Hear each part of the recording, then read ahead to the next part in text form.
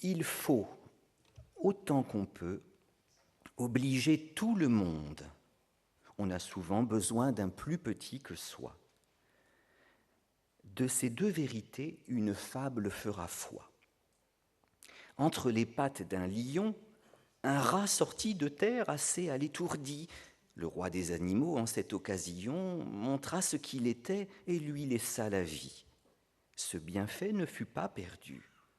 Quelqu'un aurait-il jamais cru qu'un lion d'un rat eût affaire? Cependant, il advint qu'au sortir des forêts, ce lion fut pris dans des rets, dont ses rugissements ne le purent défaire. Sire rat accourut et fit tant par ses dents qu'une maille rongée emporta tout l'ouvrage. Patience et longueur de temps font plus que force ni que rage. Jean de La Fontaine, Le lion et le rat. Quelle plus belle introduction à une causerie cherchant les ferments de ce que nous nommons aujourd'hui le vivre ensemble que cette fable de La Fontaine. Quel meilleur guide que le lion et le rat pour nous qui, pendant ces universités d'été, cherchons ensemble comment faire pour que des êtres que tout semble séparer puissent cependant se retrouver dans le même monde. Eh bien, je ne vois pas.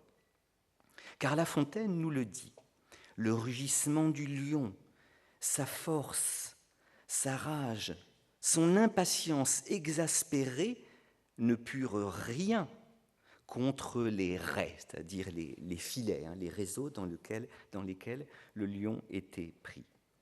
Et c'est en revanche la patience attentive du rat, la lenteur accueillante à la longueur du temps, au temps long si l'on veut, du plus humble des animaux, qui seuls en vinrent à bout. Le lion, le rat, voilà bien deux êtres qui sont les plus éloignés de la cité animale. Et entre eux, on n'eût certes pas imaginé, avant leur rencontre inopinée, quoi que ce soit ressemblant à une solidarité. La Fontaine nous a cependant montré comment celle-ci a pu s'établir, ce qui le conduisit d'ailleurs à donner du sire au rat. Sire, rat. Le plus roi des deux n'est pas celui qu'on pense. Et de même, toute chose égale par ailleurs, l'homme moderne affairé, rapide d'une part, et le malade d'Alzheimer d'autre part. Voilà bien les deux êtres les plus éloignés de l'humaine cité. Et cet éloignement n'a-t-il pas d'abord pour origine l'éloignement de leur temporalité?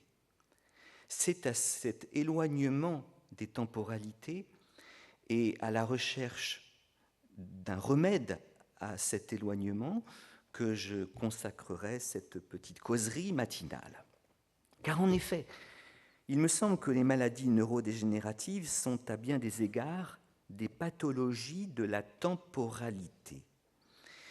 Dans une société de l'accélération, où l'homme est sommé de s'adapter de manière permanente à l'impermanence, la lenteur relative de ceux qui sont atteints de cette maladie-là crée souvent une intolérance qui souvent prend la forme du bannissement.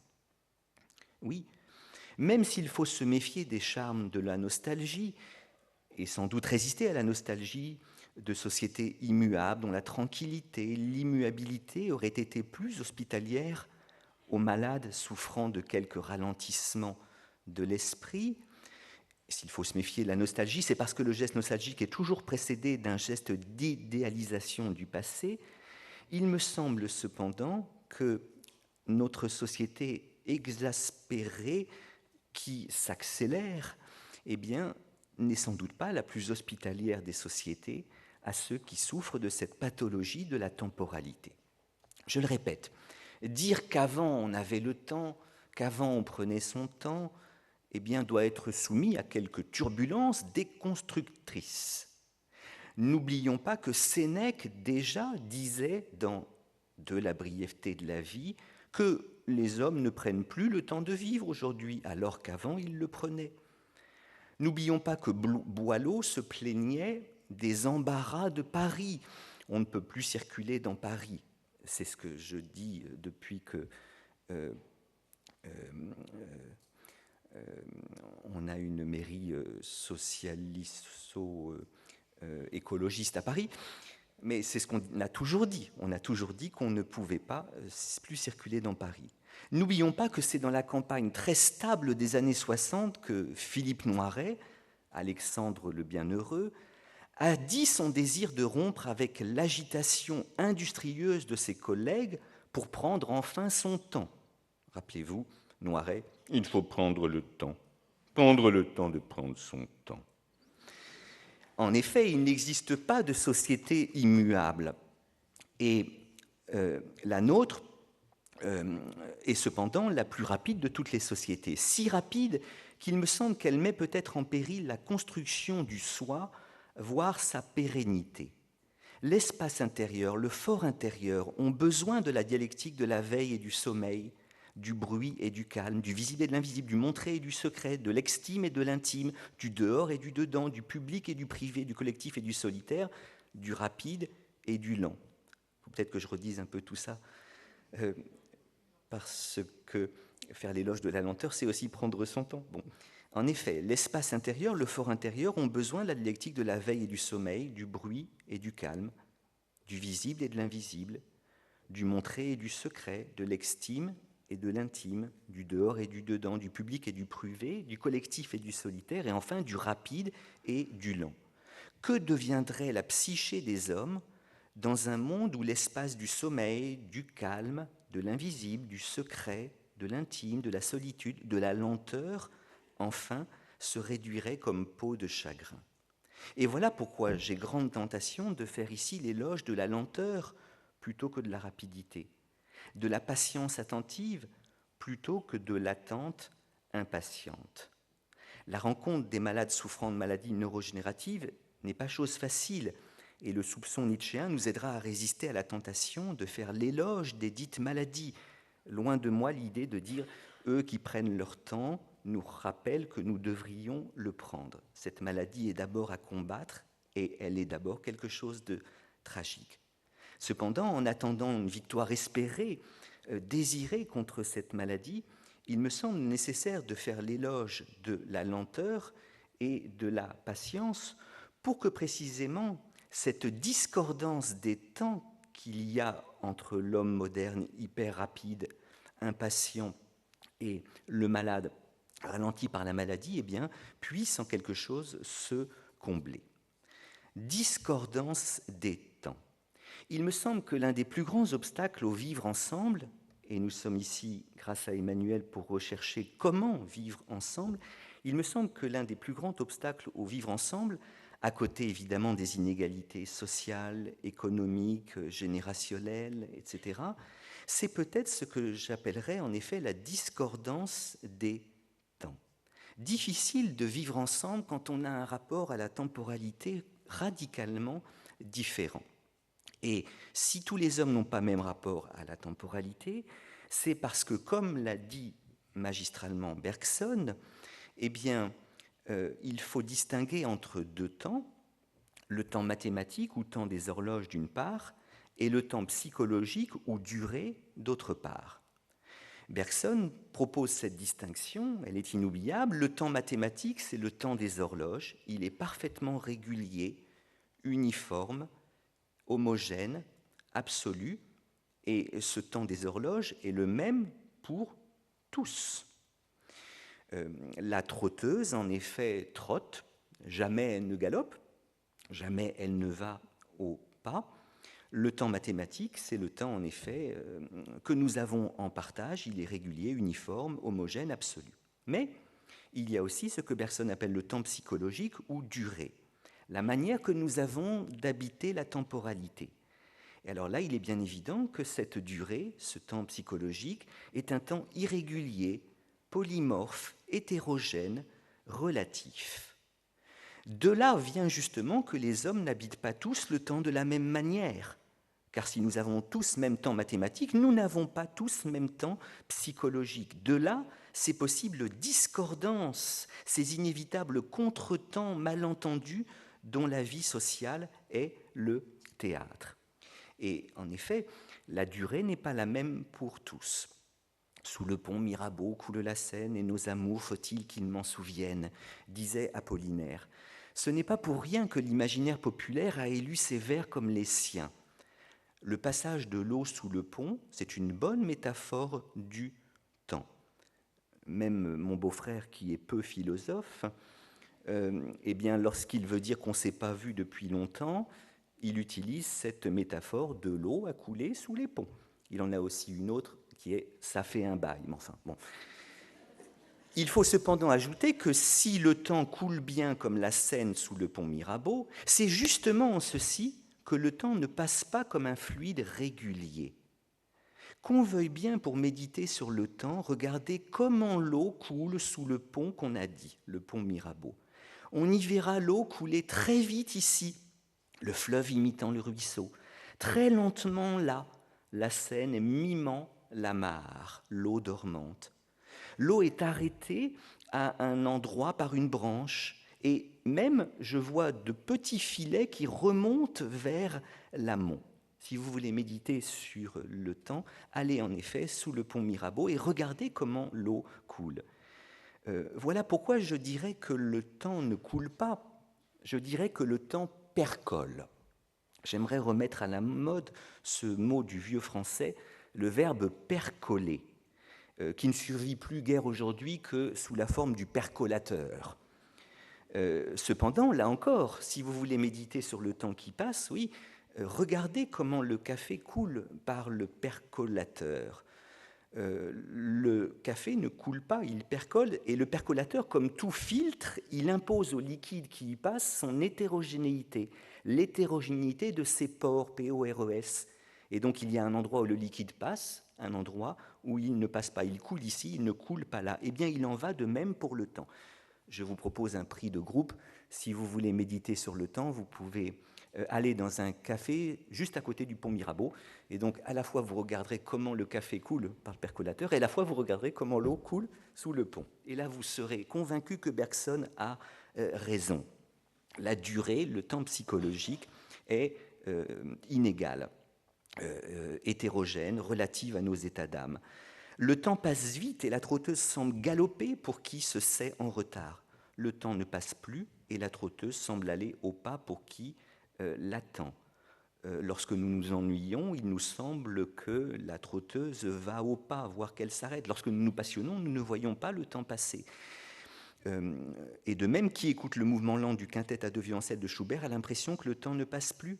Et celui qui écoute telle ouverture de Rossini, qu'il galope, choisissant le tempo de son exécution musicale, largo, c'est large, adagio, andante, allegretto, allegro, presto, eh bien, le musicien substitue à Chronos le métronome de son choix. Il impose à l'horloge universelle le tempo de son état d'âme. Tout musicien sait cela très bien.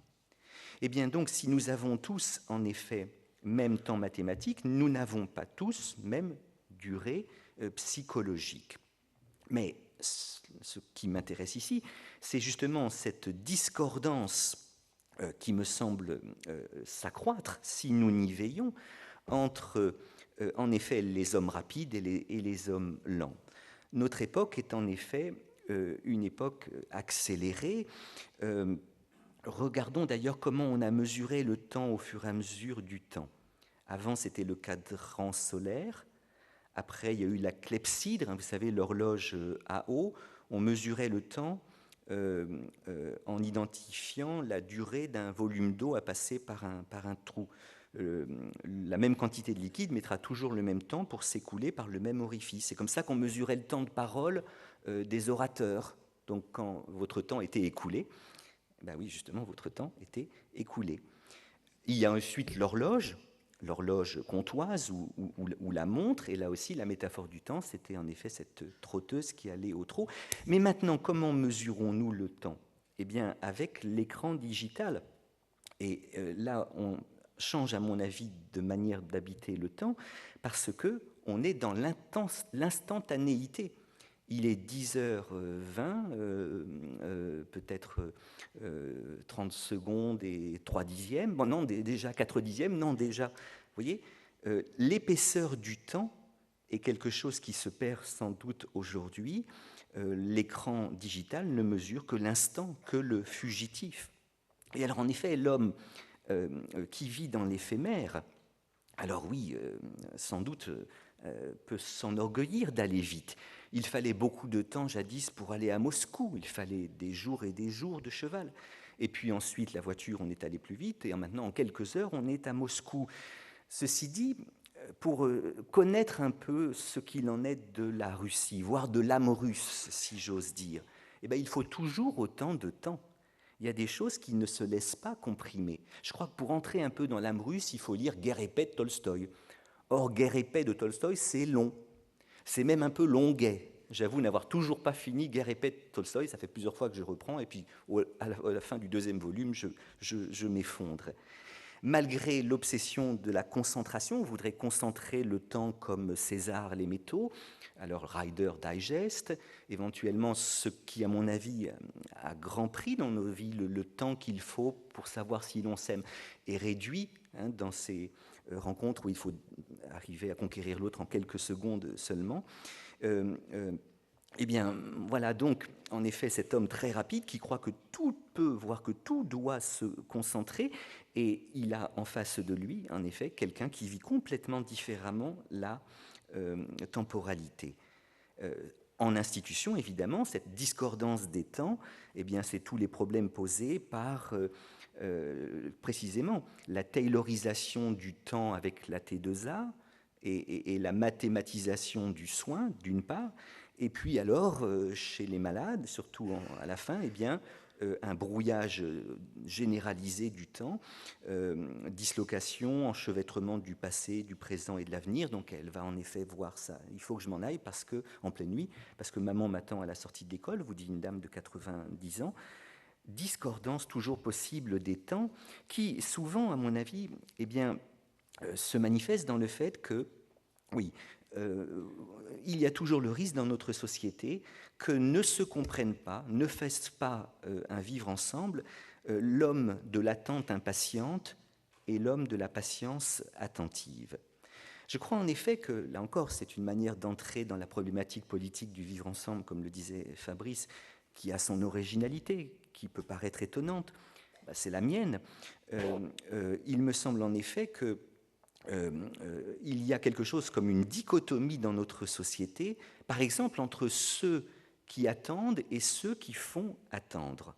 Vous n'habitez pas du tout le même temps selon que vous attendez ou selon que vous faites attendre.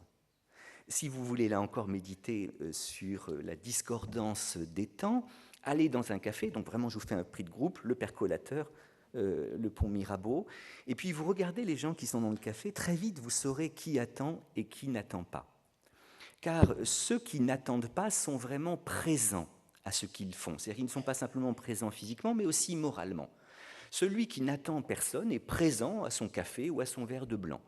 Il est présent aux Parisiens, aujourd'hui en France, qu'il est en train de lire. Il est présent à la discussion qu'il a avec le patron. En revanche, celui qui attend n'est pas présent, plutôt il est présent physiquement, mais il n'est pas présent moralement, parce qu'il est totalement tendu vers la silhouette espérée. Vous attendez quelqu'un, et ce quelqu'un est en retard. D'ailleurs, Jean-Paul Sartre, dans la pièce Kean, suggère, si vous voulez, que souvent en amour, eh bien, celui qui aime le plus, c'est celui qui attend, et celui qui aime le moins, c'est celui qui fait attendre. Je ne veux pas vous casser le moral, parce que vous êtes peut-être amoureux de quelqu'un qui est souvent en retard, n'en déduisez pas qu'il ne vous aime pas. Mais souvenez-vous de ce passage de Kean d'Alexandre Dumas, où Kean, qui est un séducteur, un homme couvert de femmes, eh bien, espère bientôt ajouter sur le catalogue de ses conquêtes un 1004e nom, puisqu'il a repéré tous les soirs à l'avant-scène une ravissante jeune femme qu'il applaudit dans le rôle d'Othello avec des yeux brillants d'admiration. Et il dit à son valet Salomon, tu vas l'inviter, et il espère que ce soit la 1004e, et elle est étonnamment en retard. Kean, quelle heure est-il? Salomon, 6 heures, maître. Tu verras qu'elle ne va pas venir. Salomon, ce serait bien la première. Kean, ah, les autres, je ne les aimais pas, alors qu'il n'y a pas plus exact qu'une femme qu'on n'aime pas. Et en effet, manière de suggérer que la femme qu'on aime est toujours en retard. Il n'est heureusement pas sûr que Flaubert ait eu raison de dire qu'en amour, il y a toujours un qui souffre et un autre qui s'ennuie. C'est terrible ça. La concordance des affects existe, heureusement, et j'espère qu'elle existe pour vous tous. Il n'est cependant il n'est pas non plus certain que Sartre ait eu raison de suggérer qu'il est facile de savoir lequel des deux souffre et lequel des deux s'ennuie, puisque celui qui souffre, il attend, alors que celui qui s'ennuie, il fait attendre.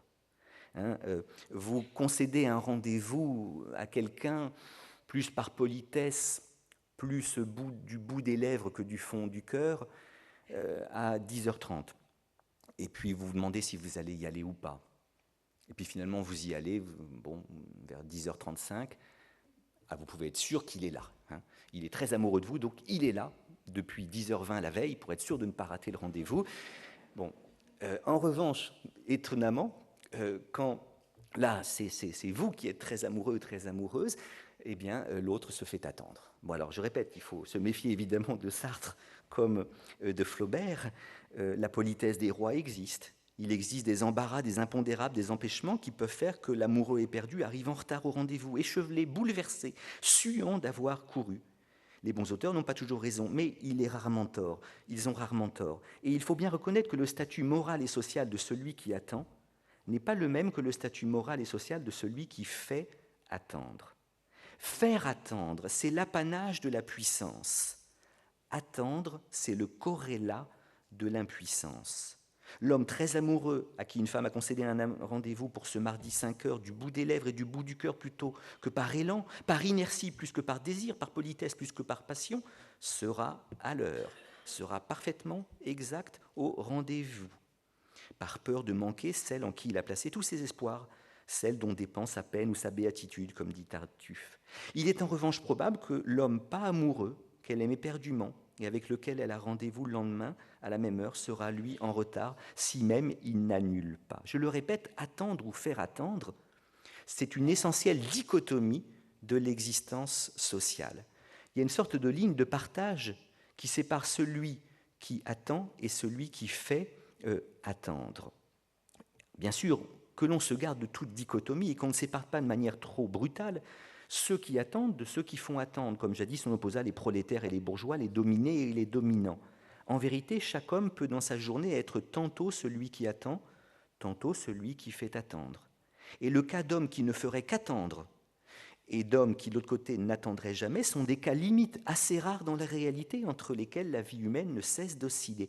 Il n'empêche que l'idée me paraît excellente d'étudier la vie sociale et les difficultés du vivre ensemble à partir des discordances temporelles. Et j'ose ici suggérer que nombre de difficultés sociales pourraient avoir pour origine ces discordances, dont quelques exemples moins légers que ceux que je viens de donner, avec quoique l'amour soit pas une chose légère, eh bien, me viennent à l'esprit, qui vont de la difficulté de ce lycéen à rendre à l'heure ses devoirs maison, à l'oubli par ce chômeur de sa convocation à Pôle emploi, de l'attente angoissée par cette vieille dame de la visite à son domicile ce matin d'une aide-soignante qu'elle attendra jusqu'à midi, à l'ennui mortel qu'éprouve un ancien SDF dans l'appartement où les services sociaux l'ont logé parce qu'il y est seul.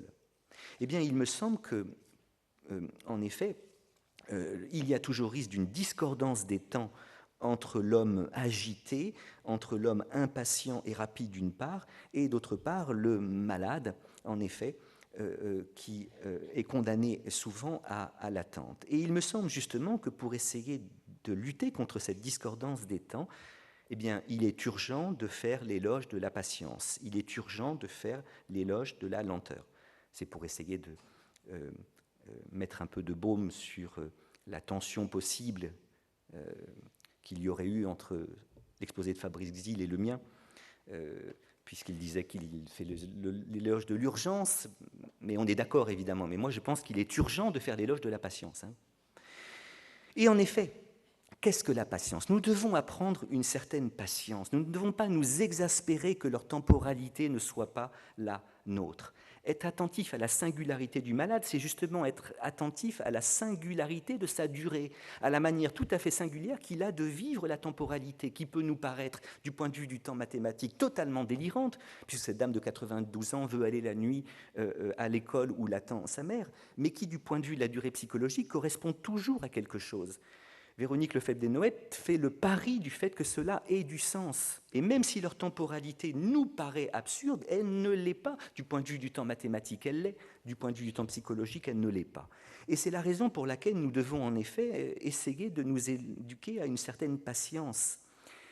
Une patience attentive plutôt qu'une attente impatiente.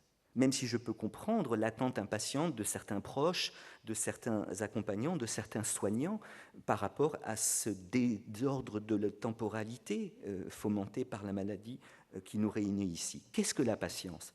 La patience, ça n'est pas la maîtrise du temps, mais c'est l'accueil du temps. Elle ne consiste pas à répondre à la puissance du temps par la puissance de la volonté, mais par une volonté de non-puissance. La patience est une manière paradoxale d'attendre, une manière de prendre plaisir à l'attente. N'est-ce pas en apprenant la patience que le jeune homme devient un bon amant? Être patient, c'est savoir attendre. C'est se laisser envahir par le temps de l'autre. Il s'agit de laisser du temps au temps de l'autre. C'est donner du temps au temps de l'autre. Alors on a souvent dit cette patience une vertu féminine. Pénélope à sa manière, qui attend son Ulysse, la femme enceinte à la sienne, savent en effet que patience et longueur de temps font plus que force ni que rage. Mais pourquoi dire qu'elle est forcément féminine, ou à moins d'admettre qu'il y a une féminité de l'homme? Elle est fondamentalement accueil aimant du présent, une vertu qui donne au temps sa chance. Voilà ce qu'est la patience.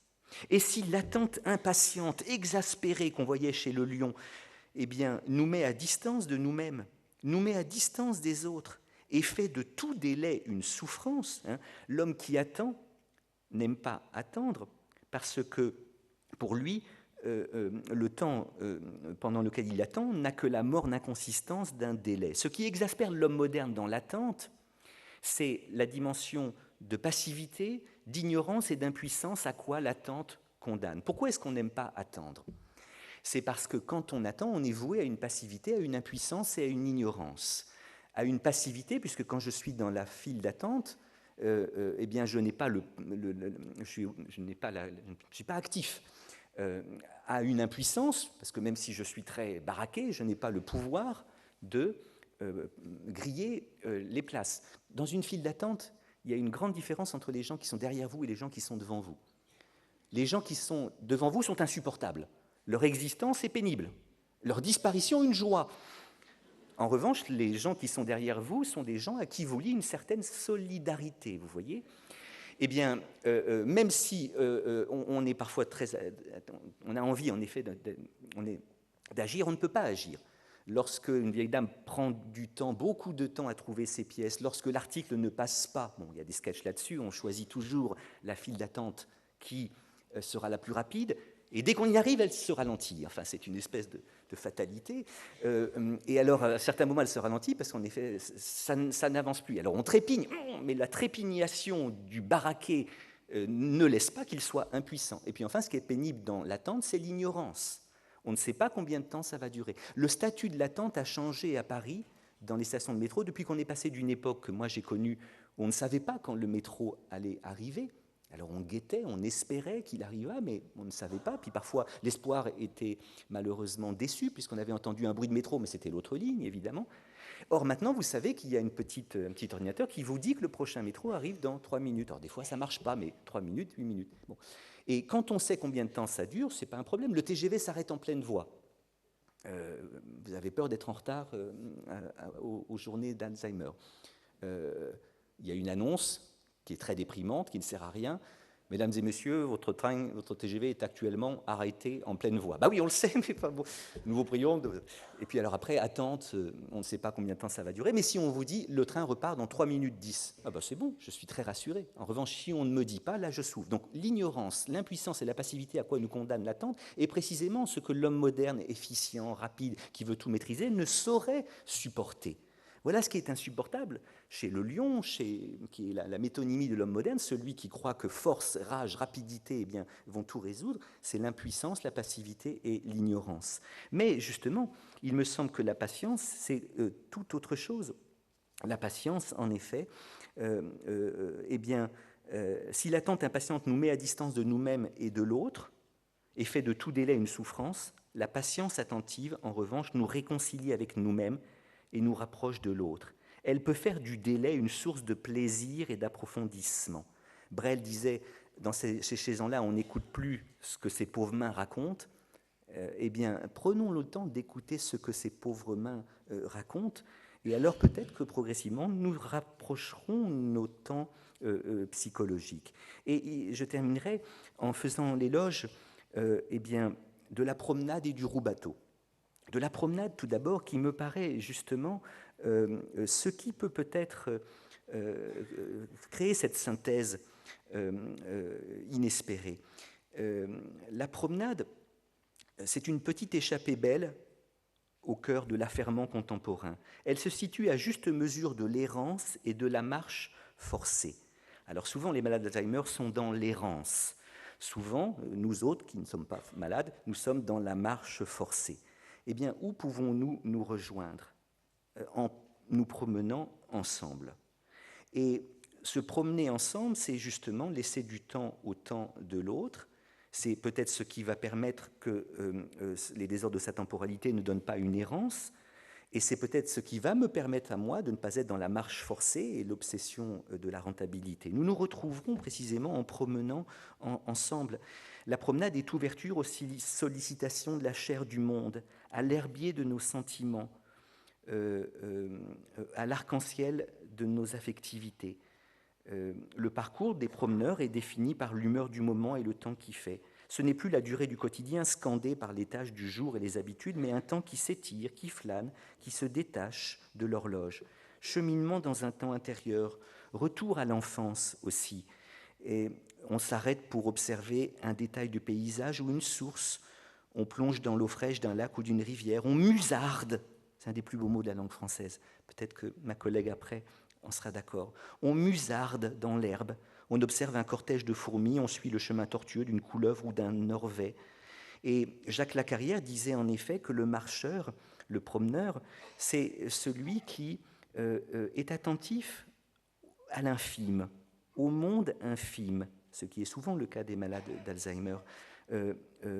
L'homme qui se promène devient le géographe des brindilles, l'océanographe des flaques.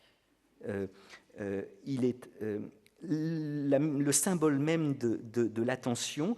Il déjoue les impératifs de vitesse, de rendement, d'efficacité.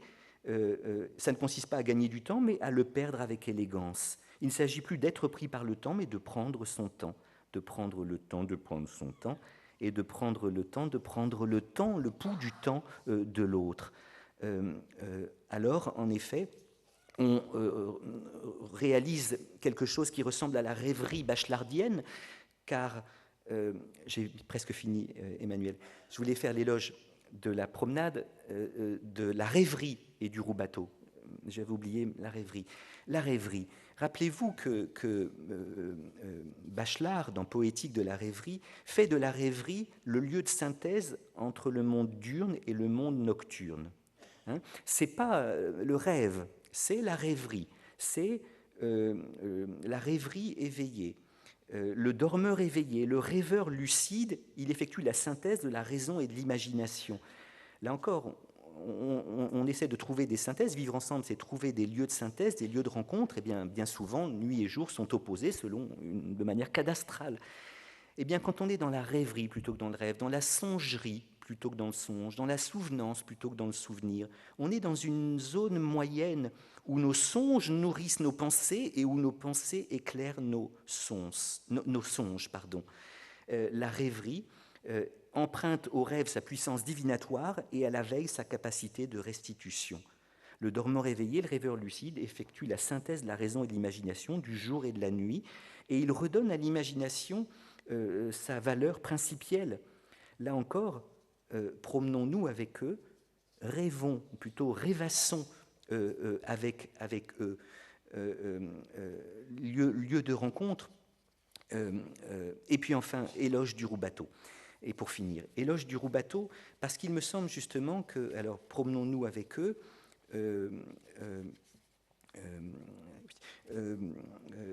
rêvassons avec eux, et peut-être dansons avec eux. Et je ferai pour finir, en vous faisant écouter dans quelques minutes un petit peu de musique, l'éloge de la valse, qui justement, lorsqu'elle est bien jouée, lorsqu'elle est bien dansée, conjugue la rapidité et la lenteur. Et j'aimerais que nous écoutions bientôt une valse de Chabrier jouée par Aldo Ciccolini, pianiste admirable qui vient de mourir très âgé et qui, juste avant de mourir, a enregistré un album qui s'appelle Aspect de la valse. Et c'est un disque extraordinaire où on voit justement un très vieil homme prendre son temps.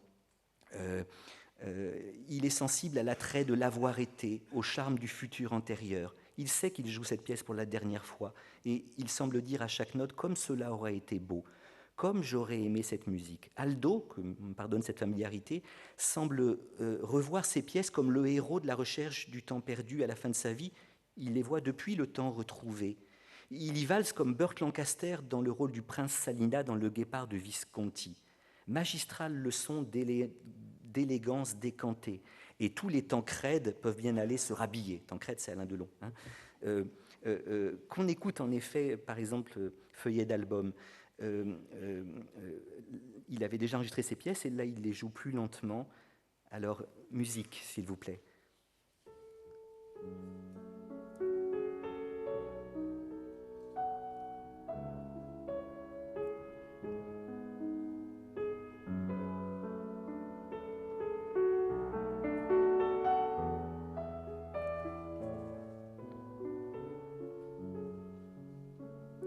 Alors c'est tout l'art du rubato, vous voyez, de retenir la note, de la faire attendre, et quel charme dans cette attente.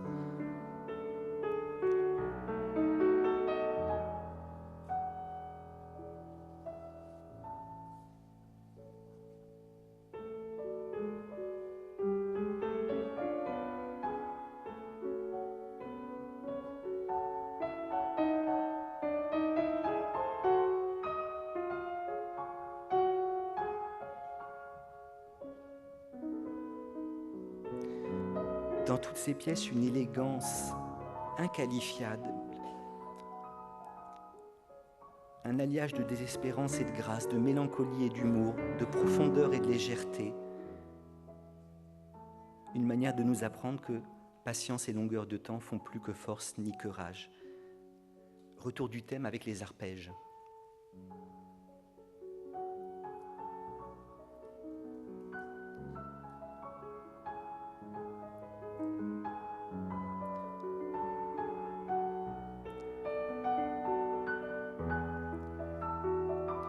Arpèges qui, sous les doigts de Ciccolini, ne sont plus simplement des motifs, mais l'aveu d'une âme.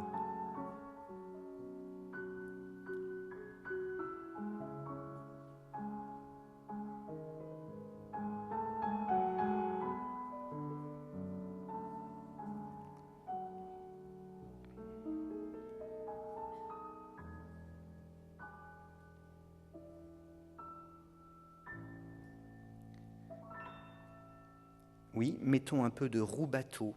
Rubato, ça veut dire voler aussi. Räuber. On vole un peu de temps. Mettons un peu de rubato dans nos vies, un peu de patience attentive à l'autre. Alors il est possible que, comme on le dit depuis fort longtemps, l'amour soit plus fort que la mort. Puisse la patience attentive retisser des liens là où la dislocation des temporalités a déchiré les mailles. Merci.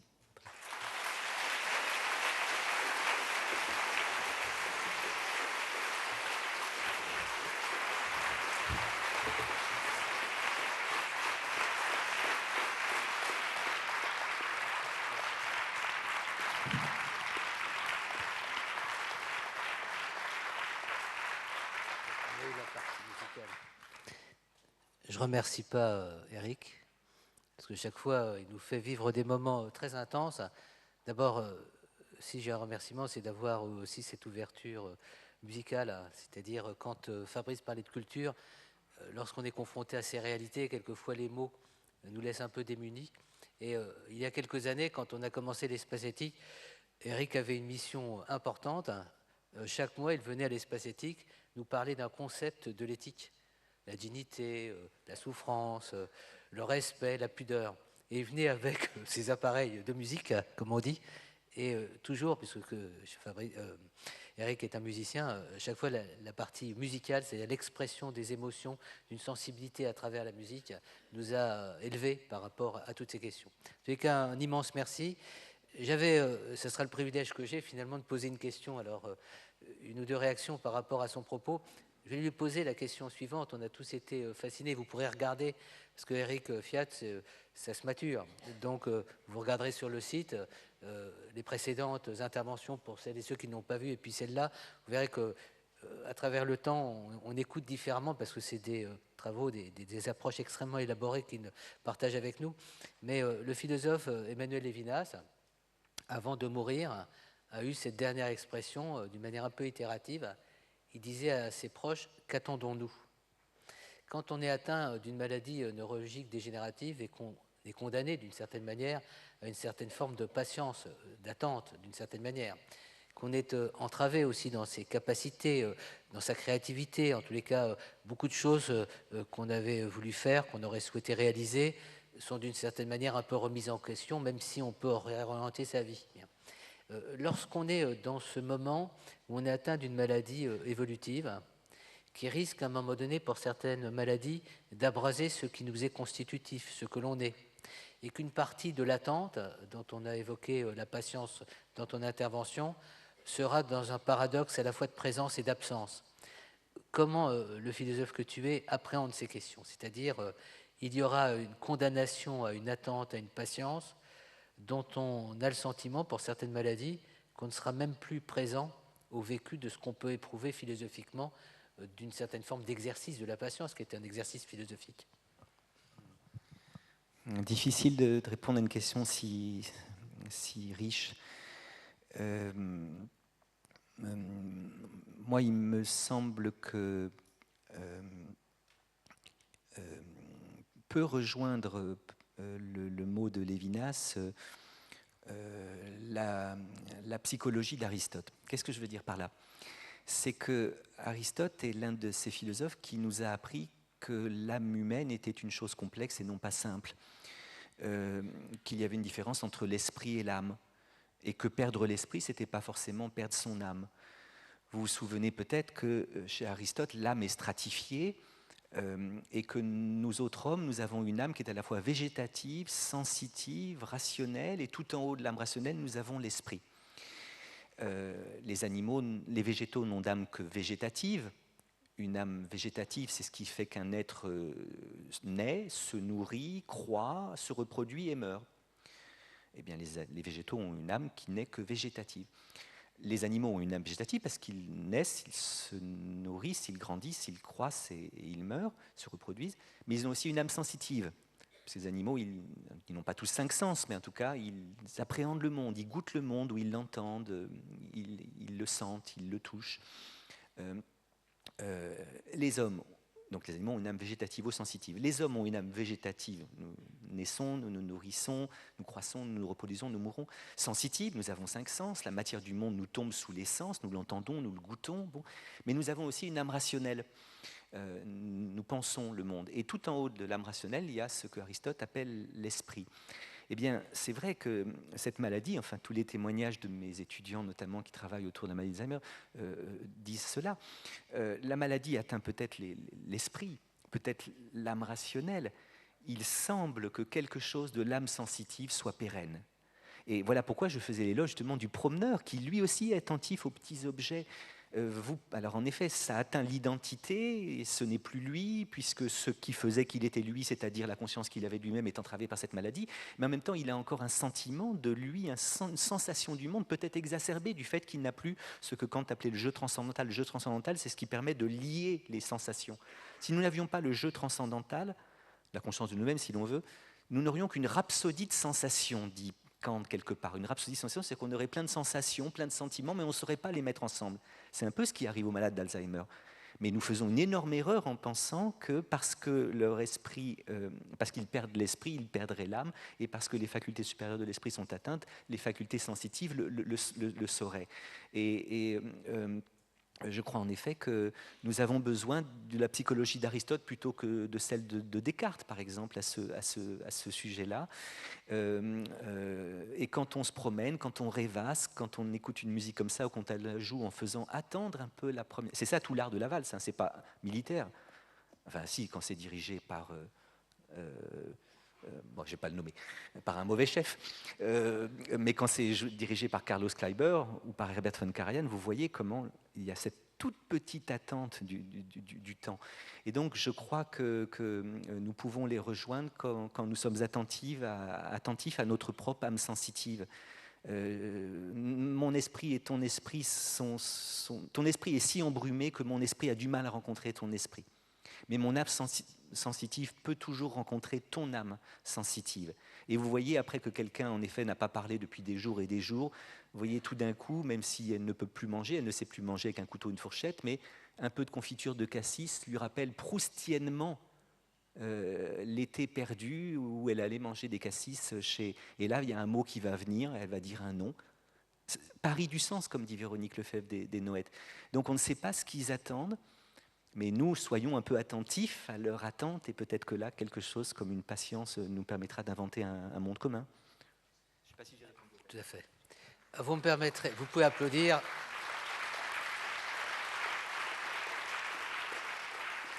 Alors ce ne sera pas une transgression aussi répréhensible que mes propos de tout à l'heure, que dire on prend encore une question, et je me la donne, hein, cette question. Vous verrez, elle va vous toucher parce que de la même manière que Fabrice a fait une partie de son doctorat de philosophie dans un service hospitalier, donc c'est de la philosophie, j'allais dire, inchronisée, impliquée, et j'allais dire volontairement, c'est-à-dire au plus proche du réel. Je crois ne pas révéler un secret en disant que finalement, Éric, beaucoup de sa philosophie d'aujourd'hui, c'est la synthèse de toutes ces rencontres au quotidien depuis une quinzaine d'années avec des professionnels du soin.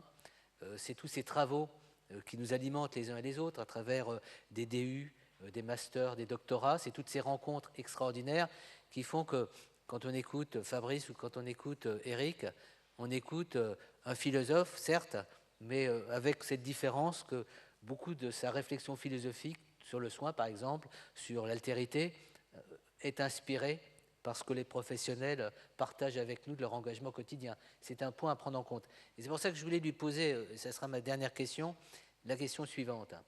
Lorsqu'on va dans les établissements, on voit des professionnels qui sont dans des exercices de patience, de réceptivité à l'autre, là où on ne sait pas exactement ce qu'ils attendent, bref, d'attention.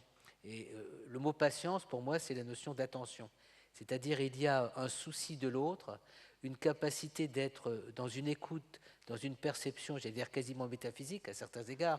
C'est-à-dire, on perçoit en l'autre quelque chose qui nous est universel et commun, c'est-à-dire une même humanité, une même réalité qui est incontestable, mais aussi une vérité humaine qui tient à cette attention et à cette patience qu'on a, qui de plus en plus est contrariée par, et ça a été évoqué aussi par Michel tout à l'heure, l'impatience des gestionnaires, pas uniquement la T2A, l'impatience de certaines évaluations, à quoi bon, est-ce que c'est utile, qu'est-ce que vous nous prouvez, voilà. Comment aujourd'hui, et c'était un peu la question que je posais aussi à Fabrice tout à l'heure, faire que ces valeurs, des valeurs d'humanité, des valeurs de solidarité, puissent avoir encore leur place dans un contexte qui devient de plus en plus réfractaire au fait même de laisser une place pour poser ce type de questions dans les établissements. Parce que là, vous avez le privilège de participer à une université d'été, je dis c'est un privilège pour chacun d'entre nous, mais ce moment de partage, ce moment de mise à plat d'un certain nombre de questionnements n'est pas toujours compatible avec l'exercice professionnel aujourd'hui, avec les réductions personnelles, avec d'autres objectifs. Donc ma question, elle est à la fois très courte et très longue. Comment faire? Comment être patient? Comment être attentionné dans le contexte présent? Merci. Moi, je crois que là, nous avons quelque chose comme un devoir de résistance. Résistance qui peut être passive, hein. Elle est parfois plus efficace, la résistance passive, que la résistance active et guerrière. Mais il est vrai, alors je reprends un peu ce que tu disais, oui, ce que je dis part toujours du réel, du concret. Et dans ma vie professionnelle avec les soignants, dans mon master, etc., mais et dans ma vie personnelle aussi. Lévinas, que tu citais, disait « La spéculation sera toujours en retard sur le témoignage ». Donc, on part toujours du témoignage. Après, moi, c'est vrai que je me sers de la philosophie, mais bon, aussi beaucoup de la littérature ou de l'art, parce qu'il me semble qu'elle va parfois plus au cœur de ce qui se passe concrètement que la philosophie. La philosophie aborde la réalité avec des concepts. Or, concept en allemand, c'est Begriff, qui vient du verbe allemand begreifen, qui veut dire griffer, agripper. Et donc les philosophes ont tendance à aborder la réalité avec des grandes distinctions. Et quand on griffe, on fait mal.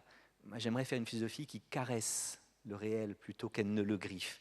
Et c'est la littérature qui nous aide justement à prendre le temps de trouver les concepts dont on a besoin. Et en effet, mon concept était patience, mais le tien est attention, mais c'est évidemment extrêmement proche. L'attention dans sa forme la plus profonde est prière, disait Simone Weil, qui est la grande philosophe de l'attention. Et alors, il est vrai qu'on est dans une société où on ne cultive pas l'attention. Là, les moyens techniques, dont on ne va pas dire de mal, ne soyons pas technophobes, entre la technophobie crispée de certains et la technolatrie ébahie de d'autres, il est urgent de ne pas choisir. Et la technique peut faire beaucoup de bien aux malades et nous fait beaucoup de bien dans nos vies. Mais en même temps, la technique n'invite pas à l'attention. Internet, la disponibilité généralisée de tout, le fait qu'on puisse avoir plusieurs écrans en même temps, fait que l'attention, me semble-t-il, se perd. Je prends le risque de tenir un discours de vieux con, mais je trouve vraiment que l'attention se perd. Lire Guerre et paix, mais ça prend du temps, il faut être attentif à tous les détails. Je ne comprends pas comment ma fille peut à la fois lire plus ou moins un roman, en même temps faire un devoir, répondre à des textos. J'ai du mal à ça. Donc on est dans une époque qui ne cultive pas l'attention. Et donc, être attentif, c'est résister un petit peu passivement, par l'éloge d'une forme de passivité à cette obsession active de la maîtrise et du fait qu'on doit tout avoir tout de suite. Et dans les établissements, c'est vrai que oui, tu as tout à fait raison. Le pire, si vous voulez, c'est que parfois, les bonnes idées que, par exemple, depuis des années, tu découvres, pas toi tout seul, mais en te coltinant avec les soignants à l'espace éthique, comme par exemple l'attention à la singularité du résident. Eh bien, ça donne lieu à cette belle idée, il faut faire du sur-mesure et non pas du prêt-à-porter. Donc on invente l'idée de projet individuel pour chaque résident. Le problème, c'est que les technocrates s'emparent de ça, et résultat, vous, soignants, il arrive que tout le temps que vous devez donner à remplir des tas de feuilles, enfin, pour essayer de prouver aux gens qui vous suspectent de ne pas le faire que vous avez un projet indivisé pour tout le monde, c'est du temps perdu au chevet du malade. Ça, c'est un effet pervers. Hein. Effet pervers, c'est la chute de l'ange. Hein. Lucifer, c'était le plus beau des anges, c'était un moyen. Lucifer, ça veut dire le porteur de lumière, et donc tous les anges pourraient être lucifériens parce qu'ils sont des moyens. Ange, en grec, c'est angelos, c'est le messager. Les anges sont des intermédiaires entre Dieu et les hommes. Or, quand Lucifer apportait des messages aux hommes, eh bien, les hommes regardaient le message et pas le messager. Quand l'archange Gabriel apporte la nouvelle à la Vierge Marie, elle est attentive au message, pas au messager. Dans toute l'iconographie occidentale qui montre l'Annonciation, la Vierge ne regarde pas l'archange. Il n'y a qu'un tableau où elle est en face. L'archange, il vient derrière. Il lui fait un enfant dans le dos. Donc, parce que si elle le voyait, elle disait qu'il est beau cet ange. Et Lucifer, un jour, en a eu assez qu'on ne regarde pas le messager, mais qu'on ne soit attentif qu'au message. Et c'est là qu'il est devenu le prince des ténèbres. La chute de l'ange, c'est le moyen qui se prend pour une fin en soi. C'est le moyen qui en a assez de n'être qu'un moyen et qui se veut fin en soi. Eh bien, ce bon moyen pour veiller sur la singularité de vos résidents, établir un projet individualisé, tend à cause de la technocratisation de vos établissements à devenir une fin en soi, à tel point qu'on oublie pourquoi on a inventé ça. Moi, concrètement, je ne sais pas quoi proposer, mais je ferai l'éloge de ce qu'on pourrait appeler une résistance passive. Hein. Et puis peut-être aussi des établissements, des lieux comme ça, des journées comme ça, c'est peut-être l'occasion d'avoir un peu de courage, si on est plusieurs, en avoir ras-le-bol de perdre son temps à des trucs qui ne sont pas le cœur du soin. Si on a ras-le-bol de voir que ce sont les technocrates qui prennent le pouvoir et non les soignants, eh ben on aura peut-être un peu plus d'audace quand on rentrera dans son établissement pour le dire. Donc résistons comme on peut.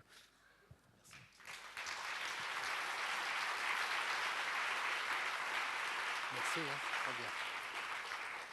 Et vous voyez qu'on peut être en complet veston-cravate à Nantes un mardi matin et avoir encore envie de transformer le monde.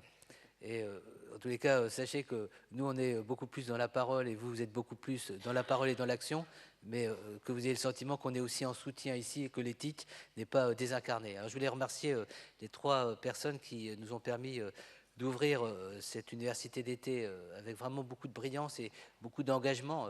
Donc Michel, Fabrice et puis Eric. Remercier aussi les techniciens de la salle parce que je ne sais pas si tu as vu ce beau moment où on voyait la statue de Jacques Grécourt avec Aldo Cisolini. C'était quelque chose de très beau, donc je vais les féliciter. La réalisation, comme on dit. Et maintenant, il y a une pause. Alors, on a pris un tout petit peu de retard, mais si on ne l'avait pas fait, vous seriez reproché finalement d'assister à quelque chose de trop technocratique. Donc notre liberté, c'est aussi cette aisance de la parole et puis le temps qu'on peut se permettre de s'octroyer.